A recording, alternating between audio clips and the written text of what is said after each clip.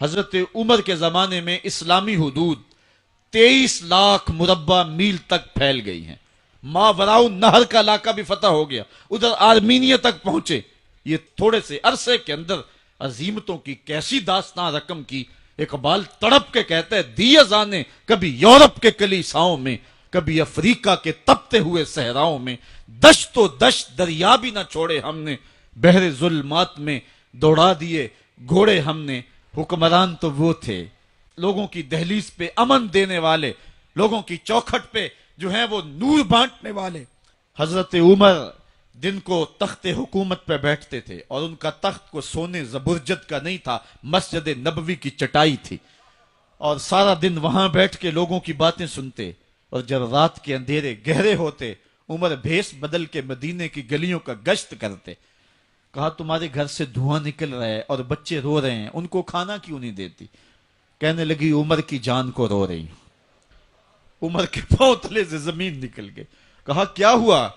کہا 3 دن سے ہمارے ہاں کھانے کے لیے کچھ نہیں ہے، روزانہ بچے روتے ہیں اور میں ہنڈیا کے اندر پتھر ڈال کر کے نیچے سے آگ ڈالتی رہتی ہوں کہ بچے انتظار کر کر کے سو جائیں گے. کم بخت سو بھی نہیں رہے اور وہ پتھر پکیں گے بھی کیا، اور میں عمر کی جان کو رو رہی ہوں. حضرت عمر کا کلیجہ دہلنے لگا. فوراً پلٹے واپس بیت المال میں آئے، گھی کا ایک کنستر لیا، آٹے کی بوری لی، مرچ مسالہ جات بہت کچھ اٹھایا، اپنے کندھے پہ رکھا، بوری اپنی کمر پہ لا دی.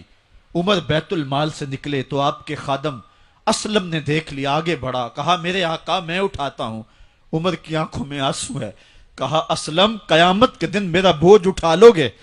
کہا قیامت کے دن تو اپنا اپنا بوجھ اٹھانا پڑے گا. کہا عمر کو آج اپنا ہی اٹھانے دو.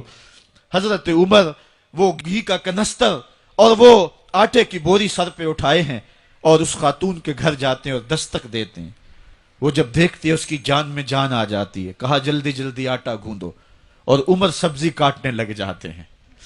حضرت عمر رضی اللہ تعالی عنہ سبزی تیار کر دیتے، ادھر آٹا گند جاتا ہے اور پھر اوپر چولہا رکھا جاتا ہے، چولہے کے اندر آگ رکھی جاتی ہے، وہ کھانا پکانے لگتی ہے، آگ بجھتی ہے.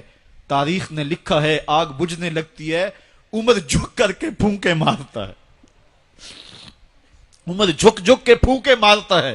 کھانا پک گیا اور بچوں کے سامنے کھانا رکھ دیا، بچے کھا رہے ہیں. اب بچے رو رو کے نڈال ہو چکے تھے. حضرت عمر اپنے ہاتھوں کو اور اپنے گھٹنوں کو اور اپنے پاؤں کو زمین پہ لگا کے، جس طرح بکری کا بچہ چلتا ہے ویڑے کے اندر، کبھی ادھر چلتے ہیں کبھی ادھر چلتے ہیں، تاکہ بچے مجھے دیکھ کے خوش ہوں اور دل میں کہتے عمر جتنا رلایا ہے اب اتنا ہنسانا بھی پڑے گا.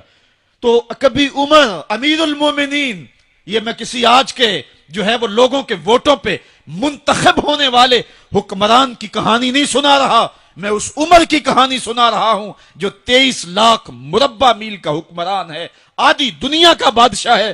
حضرت عمر جو ہے جس طرح بکری کا بچہ چلتا ہے اس طرح اپنے ہاتھ اور اپنے گھٹنے زمین پہ ٹیک کر کے جو ہے وہ اس طرح چلتے ہیں. بچے عمر کو دیکھ کے مسکراتے ہیں. جب بچے مسکرانے لگے تو حضرت عمر نے اس خاتون سے کہا بڑھیا عمر کو معاف کر دے. اس نے کہا تو اتنی ہمدردی کیوں کرتا ہے؟ کہا عمر بیچارہ بڑا پھنسا ہوا ہے، فکر ہے اس کو یرموک و فسطاط و حلوان کی، جب فتح ہے مصر تو تیاری ہے ایران کی، آتے جاتے وفد سے ملاقات بھی کرتا ہوگا اور شب کو معلوم حالات بھی کرتا ہوگا. کانٹوں میں الجھی ہوئی بیچارے کی جان ہے، نیند اس کو بھی آتی ہے، آخر وہ انسان ہے، میری بہن عمر کو معاف کر دے. اس نے کہا نانا عمر کی بات میرے سامنے نہ کر، قیامت کا دن ہوگا، عمر کا گریبان ہوگا اور میرا ہاتھ ہوگا. جب اس نے یہ بات کہی تو عمر برداشت نہ کر سکے، بچوں کی طرح بلک بلک کے رونے لگے. کہا وہ بد نصیب عمر تیرے سامنے ہے، آج ہی کہلا جو کہنا ہے، قیامت کے دن مجھے معاف رکھنا. اس نے کہا تو عمر ہے؟ کہا بد نصیب عمر تیرے سامنے کھڑا ہوں. میرے عمر کہتے ہیں اگر دجلہ کے کنارے ایک بکری کا بچہ بھی پیاسا مر گیا اس کا حساب بھی عمر سے لیا جائے گا.